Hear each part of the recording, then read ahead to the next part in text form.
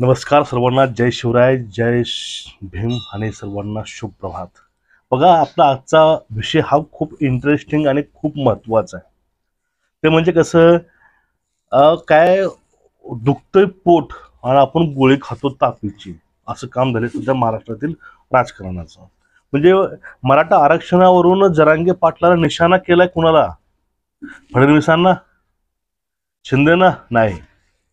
या ठिकाणी सगळ्यात मोठा निशाणा त्यांनी मोदींना आणि शहाला केलेला आहे. आणि यामुळं सगळ्यात जास्त शहा आणि मोदी ही टेन्शनमध्ये आहेत जरांगे पाटलामुळे. मित्रांनो, मी आपला मित्र जगताप आर्जे, तुम्ही बघत आहात आपलं आवडतं चॅनल. बघा, समजून घ्या, ज्या वेळेस महाराष्ट्रामध्ये मराठा आरक्षणाचा मुद्दा गाजला आणि त्यानंतर लाठी चार्जनं ह्याला वळण वेगळे मिळालं, त्यानंतर मुंबईला पायी यात्रा, त्यानंतर तिथं आश्वासन दिलेले, परत माघारी, परत जरांगे पाटील निघाले सागर बंगल्यावरती. हा घटनाक्रम सर्व महाराष्ट्राने उघड्या डोळ्यानं बघितलेला आहे. आणि त्यानंतर पाटलावर SIT नेमली आणि त्यानंतर जे पुढली प्रोसेस होती ते म्हणजे आता जे घडत आहे ते जर आपण पाहिलं ना, त्यावेळेस असं वाटतं की सध्या मनोज जरांगे यांनी निशाणा हा फडणवीसांना केला नाही, हा निशाणा झालेला आहे केंद्राला, म्हणजेच अर्थात मोदी साहेबांना आणि शहा साहेबांना. कसं काय? बघा, आता त्यांचं जे दोघांचं स्वप्न आहे की महाराष्ट्रामध्ये 40+ जागा खासदारकीच्या, लोकसभेच्या, आणि भारतामध्ये 400 जागापेक्षा जास्त जागा ह्या जिंकून भाजपला आणायच्या आहेत. त्यामुळे त्यांनी भारतामध्ये अनेक युत्या असतील किंवा नेते असतील पळवायची कामं ईडी दाखवून केलेलं आहे, अशी चर्चा चालू आहे. अशी झालेल्या घटना पण आहेत. आता या क्षणाला महाराष्ट्रामध्ये पण तेच राजकीय वातावरण होतं. ते राजकीय वातावरण कसलं सुडाचं असेल, पळवापळवीचे असेल, कुठलंही असेल, पण सगळे साम दंड भेद वापरून फडणवीस साहेबांनी जे आपलं भाजप पक्ष त्यांनी मजबूत केला लोकसभेसाठी, आणि पूर्णपणे महाराष्ट्रामध्ये लोकसभेला सर्व मतदारसंघाची बांधणी करून राष्ट्रवादी आणि शिवसेनेचे काही आमदार फोडून त्यांचे दोघांचे पक्ष पळवून की आपली जी महायुती आहे ती त्यांनी बलाढ्य केली आहे, स्ट्रॉंग केलेली आहे. वारंवार आपली पवार मॅडम जे आहेत, म्हणजे सुप्रिया सुळे मॅडम आहेत, ते म्हणायचे की अकेला देवेंद्र क्या करेगा. त्या अकेला देवेंद्रनं आपला जो सूड असतो तो त्यांनी भरून काढलेला आहे. कारण ज्याप्रमाणे आपले ठाकरे साहेबांनी त्यांना अर्ध्यावर सोडून सत्ता स्थापन केली काँग्रेससोबत जाऊन, त्याचा डाव डोक्यात ठेवून का असेना, पण फडणवीसांनी ते राजकारण करून दाखवलं आणि महाराष्ट्रामध्ये अकेला देवेंद्र क्या करता हे करून दाखवलं. ठीक आहे, असं लोक म्हणतात. आता बघा, जो आपला मुद्दा आहे तो मुद्दा कुठला आहे? तो मुद्दा म्हणजे महाराष्ट्रामध्ये जे समीकरण नेमलं होतं मोदी साहेबांनी की 40+ जागा पाहिजे आणि आपल्याला भारतामध्ये 400 पार जायचं आहे, पण ते स्वप्न महाराष्ट्रामधून बीजेपीचं पूर्ण होणार नाही.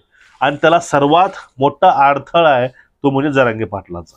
त्यामुळं जरांगे पाटलाला वाटेमधून काढण्यासाठी विविध डाव असा भाजप आखतंय, अशा पण चर्चा, असे पण विधानं सध्या मराठी आंदोलक करतात की आंदोलन दाबायचा प्रयत्न जरांगे पाटील मॅनेज होत नाहीत, ह्या सर्व गोष्टी असतील.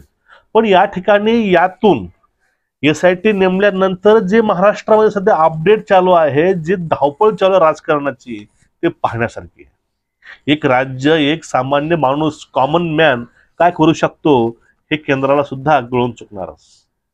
आता बघा, ही अपडेट असे मित्रांनो, ही गोष्ट, ही बातमी अशी आहे. ती बातमी म्हणजे काय? एका एका गावातून 2 ते 3 लोकसभेला उमेदवार थांबणार मराठ्यांचे. हा ठराव परभणीमध्ये पण झाला, हा ठराव नांदेडमधून झालेला आहे. नांदेडचे लोक म्हणतात की आम्हाला 2 कारणं आहेत यासाठी. एक कारण अशोकराव चव्हाण आणि दुसरं कारण आहे ते म्हणजे मराठा आरक्षण. त्यामुळं आम्ही आमच्या जिल्ह्यातून, आमच्या मतदारसंघातून आम्ही 1000 उमेदवार लोकसभेला उभे करणार. 1000 समजून घ्या, जनरली 500 उमेदवारही एका मतदारसंघातून उभा केले तर आपले 48 मतदारसंघ आहेत, संख्या किती होईल? आणि या ठिकाणी जे म्हणतात जास्त मागणी होती बॅलेट पेपरची. बघा, बॅलेट पेपर आणि EVM मशीन हे मशीन जे आहे ते मशीन 64 पर्यंत काम करायचे. जर 64 उमेदवार असतील तोपर्यंत ते काम करते आणि जास्तीत जास्त वाढवून ते 250 पर्यंत काम करू शकते. पण त्यानंतर जे जास्त उमेदवार असतील, जर 500 700 800 उमेदवार एका मतदारसंघातून उभा राहतील तर त्यावेळेस त्यांना बॅलेट पेपर शिवाय पर्याय नाही. कारण तेवढे मशीन आणणं, ते मशीन कॅरी करणं हे गोष्ट शक्य नाही. अशा वेळेस बॅलेटचा जो जास्त प्रश्न होता की लोकांपुढे की मशीन बंद करा, बॅलेट चालू करा, हे आपोआप चालू होऊ शकतं आणि वोटिंग ही बॅलेटवर होऊ शकते. परिणामी गुंतागुंती वाढल्यामुळं इलेक्शन पोस्टपॉन पण होऊ शकतं, त्यात दुसऱ्या गोष्टी निघू शकतात.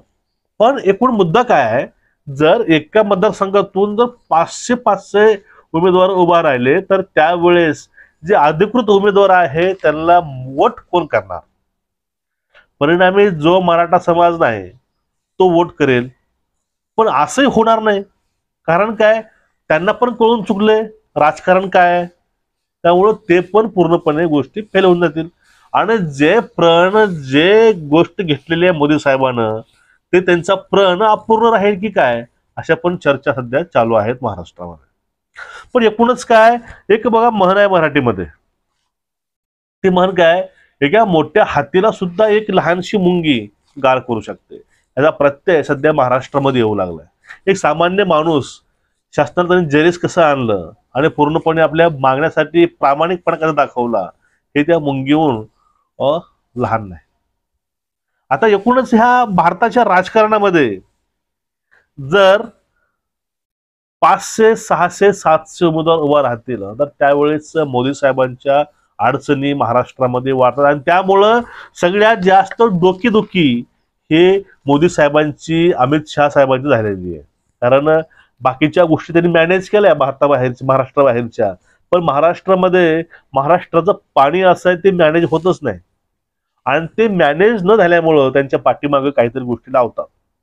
आणि पूर्वी कसं होतं की जरांगे पाटलांच्या पाठीमागे फक्त मराठा समाज होता, पण आता जरांगे पाटलांच्या पाठीमागे पूर्ण वंचित बहुजन समाज आहे, सोबत ओबीसी सुद्धा पाटलासोबत आहे. त्यांना पण कळून चुकलं, महाराष्ट्रामध्ये जर सगळ्यात जास्त मोठी जे मायनॉरिटी आहे, जात आहे, ते म्हणजे मराठा आहे. आणि त्यांच्या जर मागण्या पूर्ण होत नसतील, त्याचं जर आंदोलन चिरडून टाकायचा प्रयत्न होत असेल तर आपल्या तर जाती खूप लहान लहान आहेत आणि आपली अवस्था त्यावेळेस काय असेल. त्यामुळे हे लोक सुद्धा त्यांना सपोर्ट करतात, डायरेक्टली असेल किंवा इनडायरेक्टली असेल.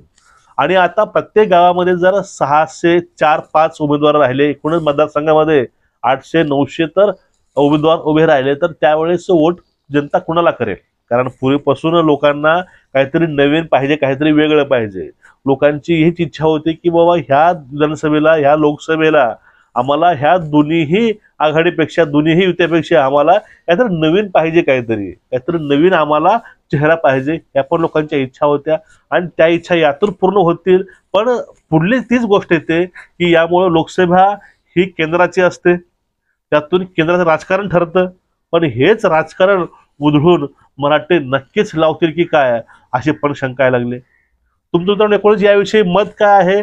खरंच महाराष्ट्रामध्ये ह्या आंदोलनानं फडणवीसापेक्षा जास्त टेन्शन मोदीचं वाढवलेलं आहे का, शहाचं वाढवलेलं आहे का? तुमचं कमेंट नक्की करून तुम्ही सांगा, तुमचं ओपिनियन काय आहे. आणि जास्तीत जास्त व्हिडिओ शेअर करत चला मित्रांनो. चॅनलला सबस्क्राईब करा आणि बेल आयकॉन दाबून ठेवा. जय हिंद सर्वांना.